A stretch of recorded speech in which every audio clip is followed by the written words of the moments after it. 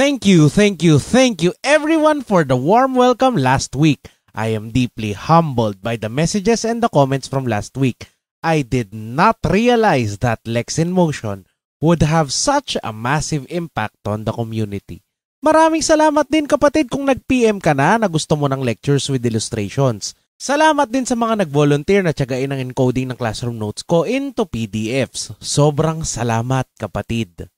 With that being said, Season 2 of Lex in Motion will feature the brand new series entitled What to Expect in Law School. In this new format, we will go over the various subjects that you have to take in law school. I'll be highlighting the things that I did that worked for me, the textbooks I used, and the materials that helped me. I'll also be sharing with you the concepts you absolutely have to remember. Dahil paulit-ulit mo yang makikita kapatid. More importantly, I'll also be sharing with you all of the mistakes when I learned a particular subject, and I hope you learn from them.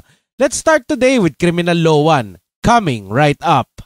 This episode is brought to you by the Lex in Motion merch store, where the perks and perils of being a law student through graphic tees and statement shirts help us help others more now and in the future.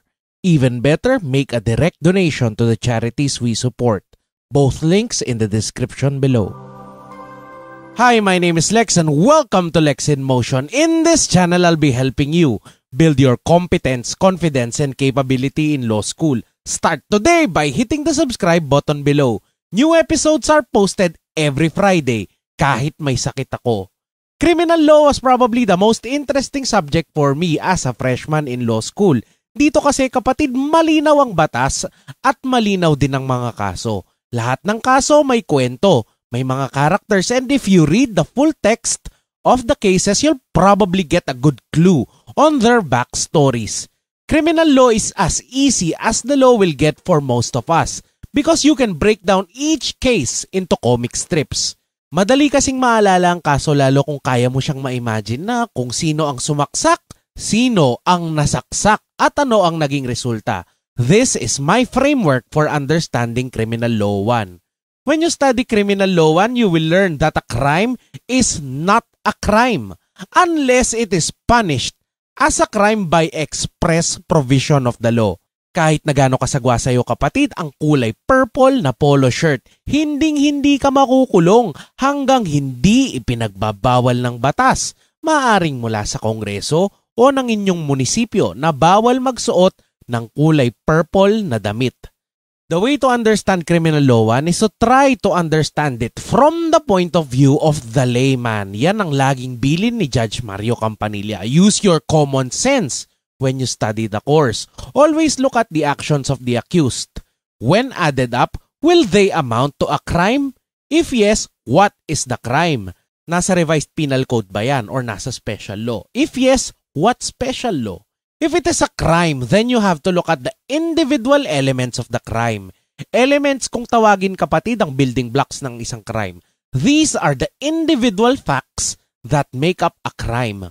For example, here is X and he has just killed another person. Kung nakapatay si X, the crime is homicide. Pero kung ang napatay niya ay ang kanyang anak, asawa, magulang, or lola, the crime committed is parricide under Article 246.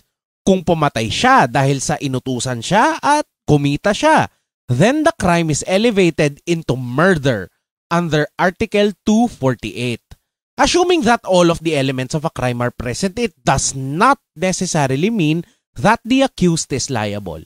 It is entirely possible that X, in our previous example, was 7 years old at the time he killed another person for 10,000 pesos.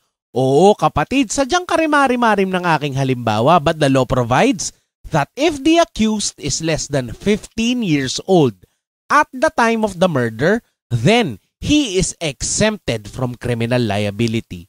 This is the minimum age of criminal responsibility. Pero bantayan mo rin ito kapatid dahil baka mapalitan na to ng Kongreso. The degree of the liability of the accused is determined primarily by Articles 11, 12, 13, and 14 of the Revised Penal Code.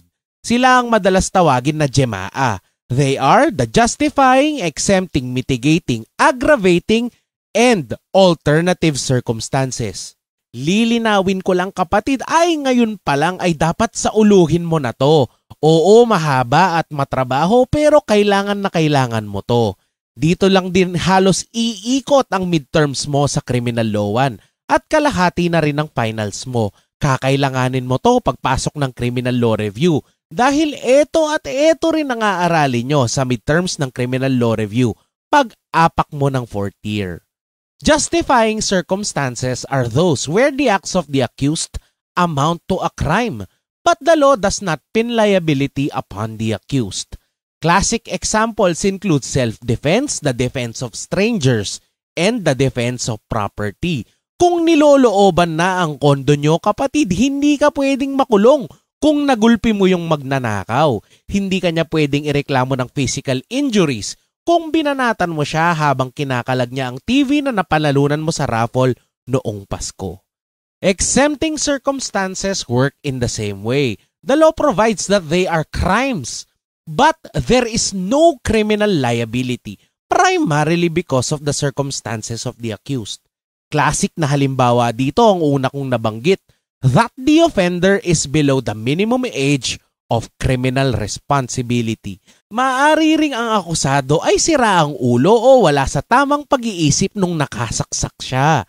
Mitigating circumstances, on the other hand, represent the midway between the circumstances that alter criminal liability. Under the mitigating circumstances, the criminal liability of the accused persists. The law basically says ikaw na nasasakdal ay may sala, pero ang iyong sala ay nababawasan gawa ng mga sumusunod na kadahilanan. Classic na halimbawa dito ay ang accident, voluntary surrender, voluntary confession, at yung mga nadadala lang ng bugso ng damdamin, as the law calls them, passion and obfuscation. Aggravating circumstances are the most important among all of the circumstances that modify criminal liability. They are the facts and circumstances that increase criminal liability. Aggravating circumstances point to the greater perversity of the accused. Classic examples dito include evident premeditation, craft, fraud, and disguise and abuse of superior strength. Under aggravating circumstances, all the law is essentially saying, dahil aral na aral kayo, dahil pinag-isipan ninyo ng husto, ang inyong krimen dapat ay mas matindi ang parusa para sa inyo. Halimbawa, kung may 4 na hold-upper sa isang bus at lahat sila ay may baril at may bonnet na bibiglang ang bukas, aba mas malala ang penalty para sa kanila. Inaral nila, pinlano nila.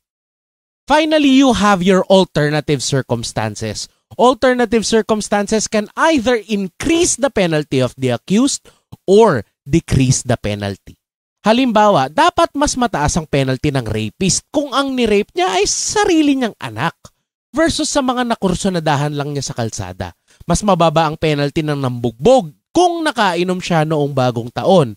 Pero, mas malala din dapat ang penalty ng taong uminom muna para lumakas ang loob or sadyang manginginom na nagwala at nakasakit nung New Year.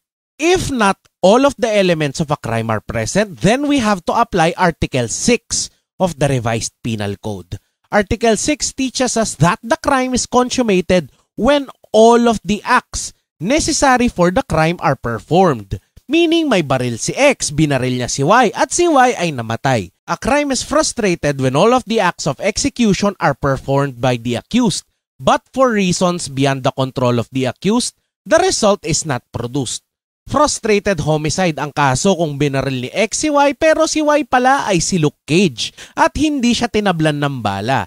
Attempted homicide naman kung hindi kumpleto ang pamamaril, na tipong si X na bad guy ay naunahan ni Y, in this case si Luke Cage nga, at hindi na niya naputok ang baril niya.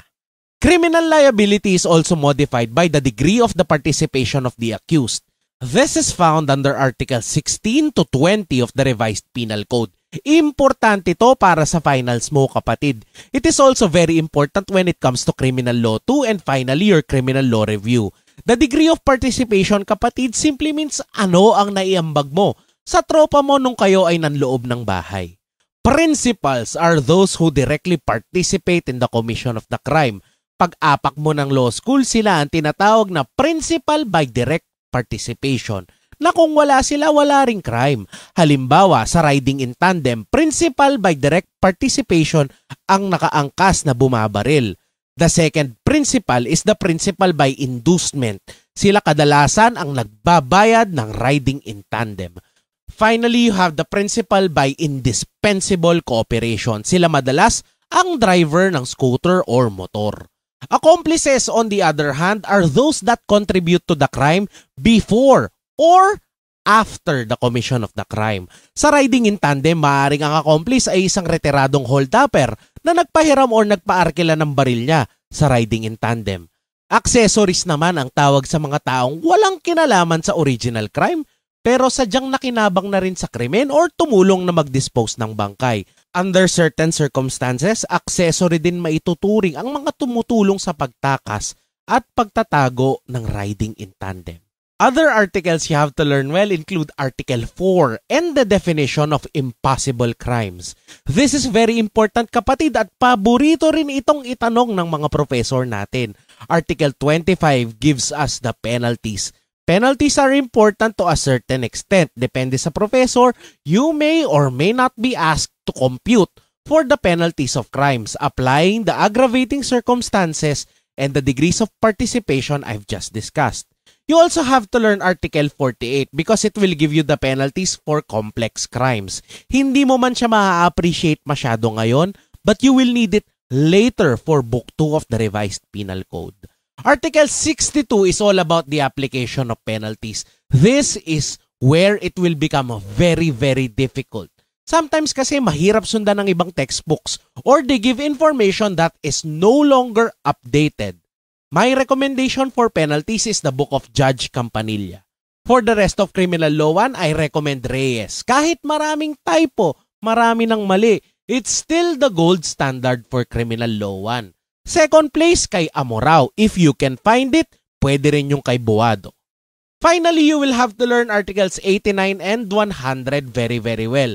This is because you will encounter the same in other subjects. Article 89 discusses the extinction of criminal liability. You have the pardon, amnesty, and prescription of offenses.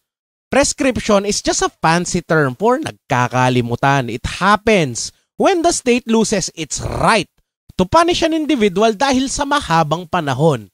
Article 100, on the other hand, is very useful for torts and damages, but it only teaches that every person criminally liable is also civilly liable. That a convicted criminal must suffer for a crime behind bars and that he must pay damages in money for his crimes. Marami pa, kapatid, kulang na kulang ang 12 to 13 minutes para madiscuss ang buod or outline ng Criminal Law 1. Ingatan mong maigi ang subject na to dahil hindi ka makakapasok ng Criminal Law 2 kung bumagsak ka. Always try to understand criminal law from the point of view of the man on the street. Simplihan mo lang, kapatid, dahil simple lang din ang Revised Penal Code. Salamat, kapatid, kung inabot mo ang ending ng episode na to. If you have taken Criminal Law 1, pause this video and type the things that you feel are very important for future use. Dagdag mo dito yung mga na-miss ko, kapatid. Before we close this episode, I would like to invite everyone to join the event by the Future Lawyers of Christ's Kingdom. It's the event I announced last week entitled The Jesus Experience, Unleashing the Power of the Holy Spirit. It's in San Sebastian College, Recoletos College of Law, room 302, and it's this Sunday, January 13, 1 o'clock to 5 p.m. And I hope to see you there. Like and share this video for Good Law School Karma, and I will see you next Friday.